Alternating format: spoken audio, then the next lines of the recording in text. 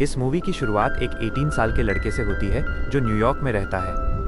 वो शारीरिक रूप से तो बिल्कुल ठीक है, लेकिन अपनी ज़िंदगी में सिर्फ एक किताब लिखना चाहता है।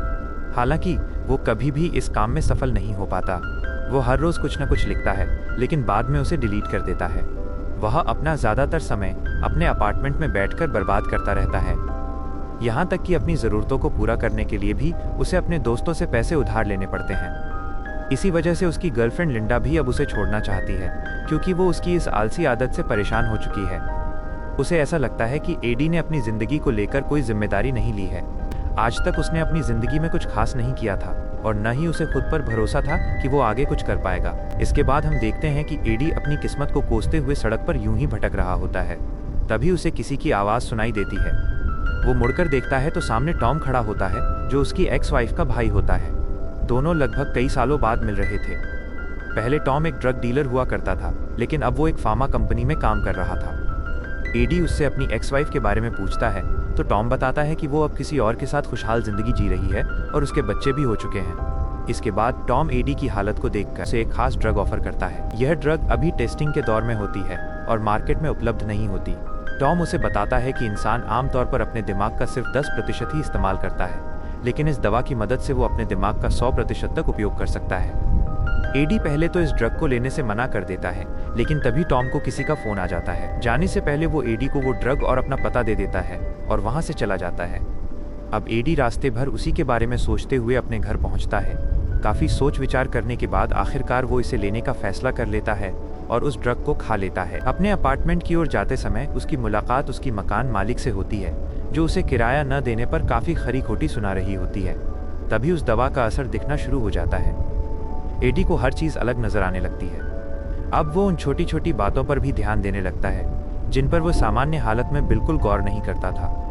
वह उसके हाथ में एक किताब देखता है और किताब को देखकर तुरंत कह देता है कि आप स्कूल से जुड़ी हैं। दरअसल अब तक उसने जितनी भी किताबें पढ़ी थी, उनकी सारी जानकारी उसके दिमाग में तेजी से घूमने लगती है, क्योंकि उस दवा की वजह से उसका दिमाग असाधारण रूप से सक्रिय हो चुका होता है। अब उसका दिमाग पूरी तरह एक्टिव हो चुका होता है।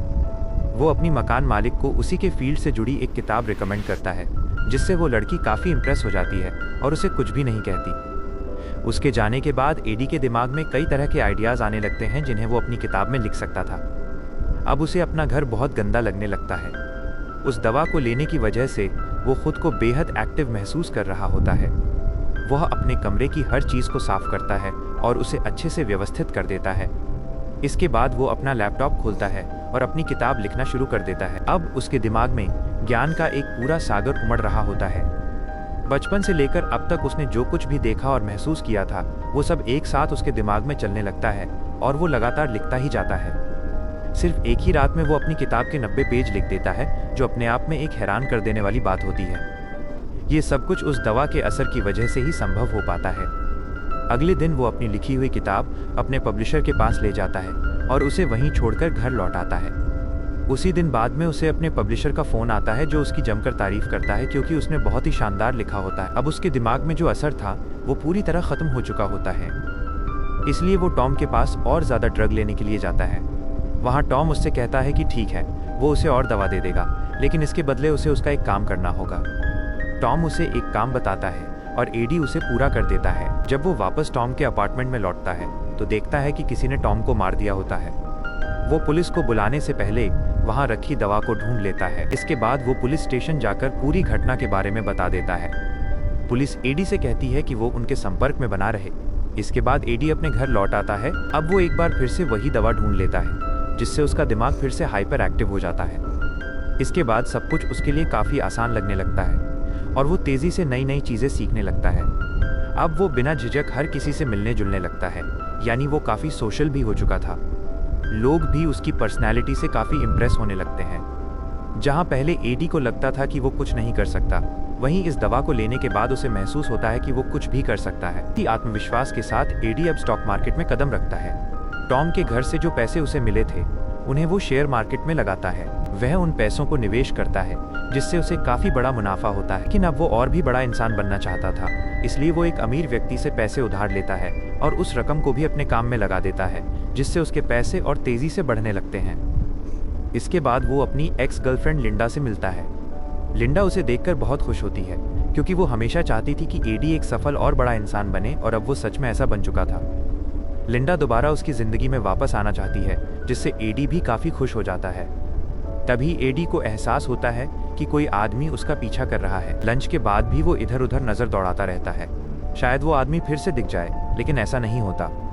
अगले दिन उसकी मुलाकात एक बड़े बिजनेस टाइकून से होती है। वो उससे मिलने जाता है, जहां वो आदमी उसे अपनी कंपनी की सारी फाइल्स दिखाता है और कहता है कि मुझे अपनी कंपनी के बारे में कुछ सुझाव दो। एडी उन सभी फाइल्स को ध्यान से पढ़ता है और फिर ऐसी ऐसी बातें बताता है जिन्हें सुनकर वो बिजनेसमैन काफी ज्यादा प्रभावित हो जाता है। इसके बाद एडी उसकी गाड़ी से उतर जाता है, लेकिन जैसे ही वो आगे बढ़ता है उसे चक्कर आने लगते हैं। तभी अचानक कई लोग उस पर हमला कर देते हैं, लेकिन एडी के दिमाग में लड़ाई के कई सीन तेजी से चलने लगते हैं, जिससे वो सभी लोगों को बुरी तरह हरा देता है। अगली सुबह उसे अपने घर पर दिखाया जाता है।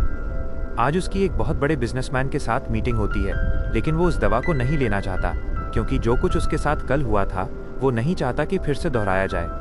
वो बिना दवा लिए ही फाइल्स को दोहराने की कोशिश करता है, लेकिन इस बार उसे कुछ भी ठीक से समझ में नहीं आता और वो अब ड्रग भी नहीं लेना चाहता था। इसलिए वो अपने पार्टनर को कॉल करके कहता है कि हमें उस बिजनेसमैन के साथ होने वाली मीटिंग को कैंसिल कर देना चाहिए। लेकिन उसका पार्टनर उसे समझाता है कि अगर ये मीटिंग कैंसिल कर दी तो वो बिजनेसमैन हमारे साथ काम करने का इरादा बदल सकता है, इसलिए ये हमारे लिए खुद को साबित करने का एक ही मौका है। इसी वजह से एडी बिना दवा लिए ही मीटिंग में चला जाता है, लेकिन वहां पहुंचकर वो बिल्कुल कॉन्फिडेंट नहीं होता और उसे कुछ भी ठीक से समझ में नहीं आ रहा था। वो बहुत घबराया हुआ होता है और ठीक से बोल भी नहीं पा रहा था। वो बिजनेसमैन के सामने कुछ भी नहीं बोल पाता और उसकी बातें भी ठीक से समझ नहीं पाता। आखिरकार एडी वहां से मीटिंग छोड़कर बाहर निकल जाता है। बाहर आते ही उसकी तबीयत और खराब होने लगती है, इसलिए वो अपने घर लौट आता है। घर पहुंचने के बाद उसे ड्रग डीलर टॉम की बहन का फोन आता है, जो उसे अपने पास मिलने के लिए बुलाती है। उसके पास उस ड्रग डीलर की एक डायरी भी होती है, जिसमें उसके सभी कस्टमर्स के नंबर लिखे होते हैं। जब एडी उन सभी नंबरों पर कॉल करता है तो उसे पता चलता है कि उनमें से ज्यादातर लोगों की मौत हो चुकी है और कुछ लोग कोमा में हैं, यानी कि वो दवा जो वो ले रहा था वो बेहद खतरनाक थी। अब वो उस ड्रग डीलर की बहन से मिलने जाता है, जो कि उसकी एक्स वाइफ होती है। वो बताती है कि उसे अपने भाई की मौत का ज़्यादा दुख नहीं हुआ, क्योंकि वो जानती थी कि उसके गलत कामों की वजह से उसके साथ ऐसा कभी भी हो सकता था। वो एडी से कहती है कि उसने उसे इसलिए बुलाया है ताकि वो उसे बता सके कि जो दवा वो ले रहा है वो बिल्कुल भी सही नहीं है। वो बताती है कि एक समय पर उसने भी उस ड्रग का इस्तेमाल किया था। शुरुआत में तो सब कुछ बहुत अच्छा लगता है, लेकिन इसके साइड इफ़ेक्ट्स बहुत खतरनाक होते हैं और लोग पागल तक हो जाते हैं। वो कहती है कि अब वो इस ड्रग को पूरी तरह छोड़ चुकी है और एडी को भी यही सलाह देती है कि वो इसे धीरे धीरे छोड़। इसके बाद एडी वहाँ से निकल जाता है। रास्ते में उसे वही आदमी मिल जाता है जिसने उससे पैसे लिए थे। वो एडी को पकड़कर कहता है कि उसे उसके पैसे वापस चाहिए। तभी एडी की जेब से उसकी दवा नीचे गिर जाती है, जिसे वो आदमी उठा लेता है और एक गोली खा लेता है। दवा लेते ही उसे बहुत अच्छा महसूस होने लगता है। फिर वो एडी से कहता है कि अब उसे अपने पैसे नहीं चाहिए, बल्कि उसे ये गोलियां चाहिए। इसके बाद एडी अपने घर लौट आता है, जहां वो अपनी गर्लफ्रेंड को सब कुछ सच सच बता देता है कि उसने ये सब कैसे किया और उसका दिमाग इतनी तेज़ी से कैसे काम करता है। वो यह भी बताता है कि वो इस ड्रग को अचानक छोड़ नहीं सकता। लिंडा उसकी मदद करना चाहती है, इसलिए वो उसके लिए दवा लेने बाहर जाती है। जब वो रास्ते में होती है तो उसे महसूस होता है कि कोई उसका पीछा कर रहा है। जैसे ही वो पीछे मुड़कर देखती है, उसे पता चलता है कि वही आदमी है जो पहले एडी का भी पीछा कर रहा था। लिंडा घबराकर जल्दी से एक बिल्डिंग के अंदर चली जाती है। वो एक ऐसी जगह पहुंचती है जहां बहुत सारे लोग मौजूद होते हैं। वो वहां मौजूद दो लोगों से मदद मांगती है, लेकिन वो आदमी उन दोनों पर भी हमला कर देता है और उन्हें गिरा देता है। लिंडा अब काफी ज्यादा डर चुकी होती है, इसलिए वो तुरंत एडी को कॉल करती है। एडी उसे कहता है कि उसके पास जो दवा है उसमें से एक गोली ले ले, इससे उसका दिमाग हाइपर एक्टिव हो जाएगा और उसे समझ आ जाएगा कि इस हालत में क्या करना चाहिए। लिंडा उसकी बात मानती है और तुरंत दवा ले लेती है।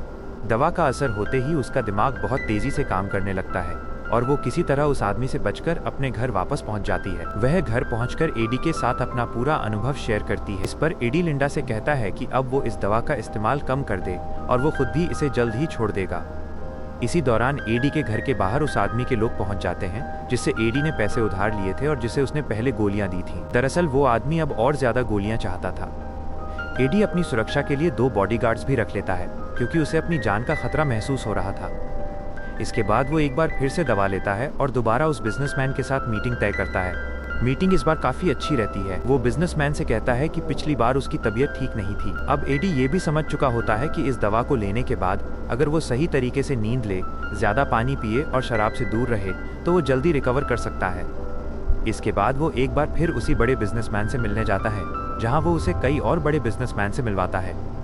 यहाँ एक बड़ी मीटिंग होती है जिसमें एडी सबको काफी प्रभावित कर देता है, यानी अब वो जल्द ही इन बिजनेसमैन के साथ मिलकर उनके ग्रुप का हिस्सा बनने वाला होता है।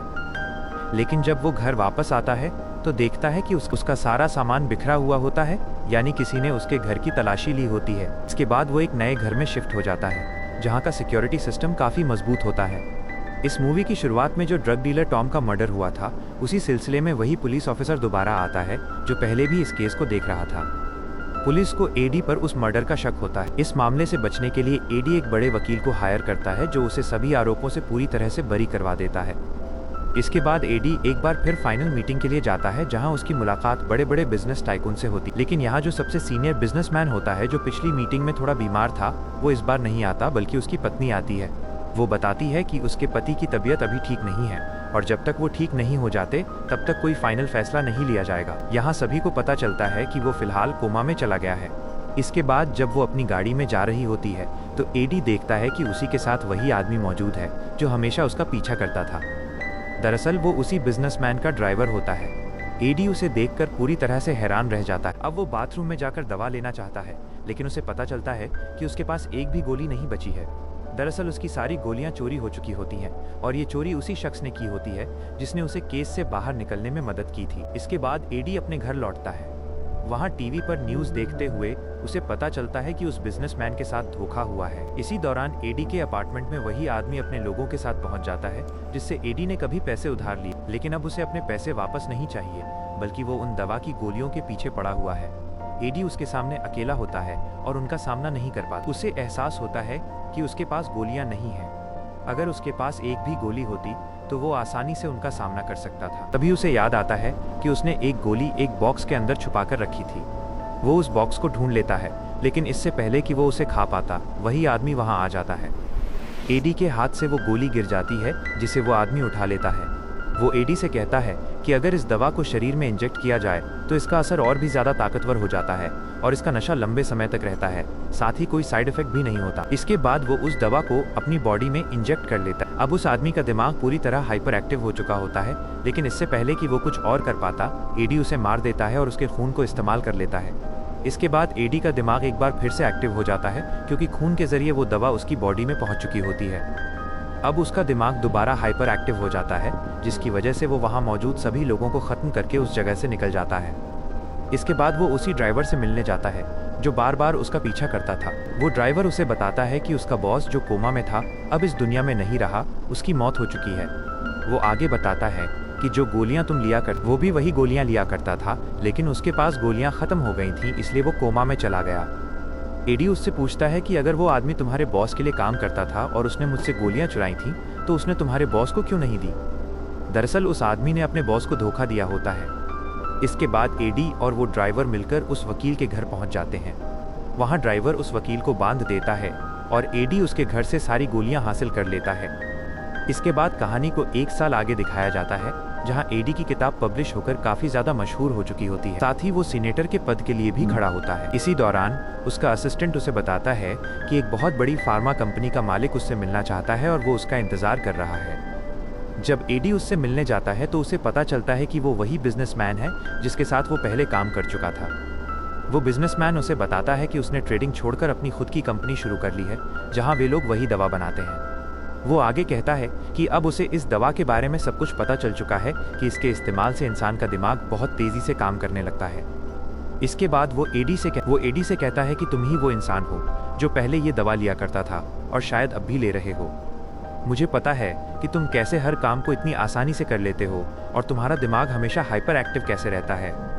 दरअसल जिस कंपनी में ये दवा बनाई जाती थी उसे मैंने पूरी तरह खरीद लिया है और उस प्रोजेक्ट को बंद करवा दिया है, इसलिए अब ये गोलियां बननी बंद हो चुकी हैं और तुम्हें ये दवा कहीं से नहीं मिलेगी। वो आगे कहता है कि अगर तुम चाहते हो कि तुम्हें ये गोलियां लगातार मिलती रहें तो तुम्हें मेरे साथ एक डील करनी हो। इस डील के मुताबिक जब तुम यूनाइटेड स्टेट्स ऑफ अमेरिका के प्रेसिडेंट बन जाओगे तब तुम्हें लेकिन एडी उसे साफ मना कर देता है। वो कहता है कि वो उसकी किसी भी तरह से मदद नहीं करेगा। दरअसल दोनों ही ये मान चुके होते हैं कि आगे चलकर एडी प्रेसिडेंट बन सकता है, लेकिन एडी सही काम करना चाहता है, इसलिए वो उसकी डील ठुकरा देता है। वो समझ जाता है कि क्ले उस पर दबाव बनाकर अपने काले धंधों को फैलाना चाहता है। एडी उससे कहता है कि जिन गोलियों को तुम बंद कराने की बात कर रहे हो उन्हें मैंने काफ़ी पहले ही लेना छोड़ दिया है, बल्कि मैंने अपनी लाइफ में उन गोलियों को मॉडिफाई कर लिया था और उनके सारे साइड इफेक्ट्स को ख़त्म कर दिया था। मैंने उसका एक एडवांस वर्जन तैयार किया था जिसे मैंने सिर्फ एक बार लिया था और उसका असर हमेशा मेरे दिमाग में बना रहता है, वो भी बिना किसी गोली के। तभी उसका पुराना पार्टनर उसे उसकी सच्चाई उजागर करने की धमकी देता है। एडी शांत रहते हुए कहता है कि सामने से आ रही गाड़ी आगे वाली गाड़ी से टकराने वाली है, और अगले ही पल ठीक वैसा ही हो जाता है। एक गाड़ी दूसरी गाड़ी से टकरा जाती है। इस पर एडी आत्मविश्वास के साथ कहता है कि मैं तुमसे 100 कदम आगे हूँ, यानी उसके दिमाग की क्षमता इतनी बढ़ चुकी है कि वो समय से आगे की चीजें भी भांप सकता है। इसके बाद एडी अपने पार्टनर के दिल पर हाथ रखकर कहता है कि तुम्हें दिल से जुड़ी कई समस्याएं होने वाली हैं, इसलिए तुम्हें अपना ध्यान रखना चाहिए। यह सुनकर उसे समझ आ जाता है कि वो एडी का मुकाबला नहीं कर सकता, क्योंकि इस वक्त एडी हर मामले में उससे कहीं आगे निकल चुका है। वो चुपचाप अपनी गाड़ी में बैठता है और वहां से चला जाता है। वहीं दूसरी तरफ एडी अपनी गर्लफ्रेंड से मिलने जाता है। वहां वो वेटर को चीनी भाषा में ऑर्डर देता है। ये देखकर लिंडा सोच में पड़ जाती है कि क्या एडी ने सच में उस दवा को छोड़ दिया है या नहीं। इसी के साथ ये मूवी यहीं पे खत्म हो जाती है।